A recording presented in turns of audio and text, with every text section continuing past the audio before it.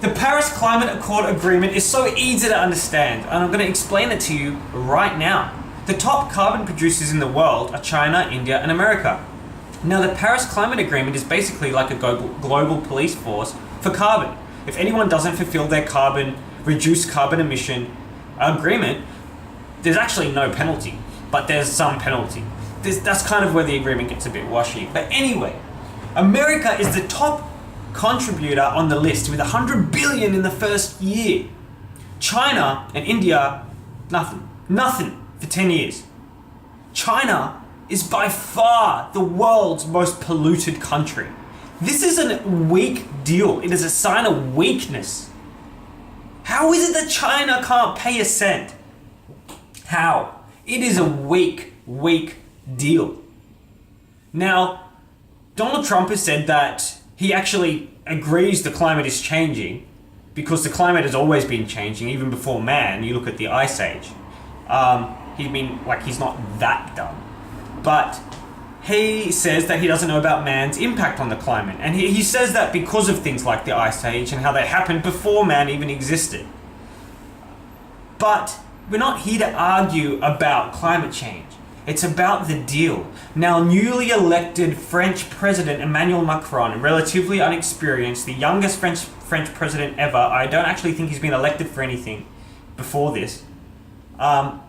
Is being sent $100 billion of American money in the first year alone. And America won't be able to oversee how that money is spent. Why is it that America is the top payer, but the headquarters aren't in America?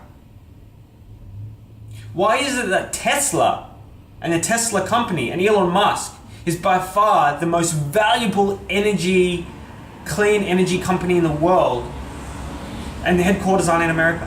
Why is it that Elon Musk is on the advisory board for Donald Trump? The value of Tesla in America has skyrocketed far past Ford and far past Holden, even though they've sold 5% of the cars. Why? Because the end of oil is inevitable. And they know that. But it's better to invest 100 billion or trillion over the 10 years into America, not sent to France. Now, I just want to point something out here. Obama was in France talking to Macron, and he endorsed Macron. I just want to point that out. Obama was in Germany just before Trump arrived in Germany to speak with NATO. Obama went to Italy recently, just before Trump went to Italy. Obama went to Hawaii just before the Hawaiian District Court ruled against Trump's travel ban. Obama recently moved to Washington, about a mile away from the White House, I believe, or where Ivanka's staying. I'm not going to comment on Obama, okay? Because I'm not going to let my emotion let me comment on Obama. But I just want to say, he should really go away. I don't like what I'm seeing. And I'm starting to see the really globalist agenda coming forward now. So, Emmanuel Macron, how is he going to spend the money? Why don't we just have the headquarters in America? Trump said he could.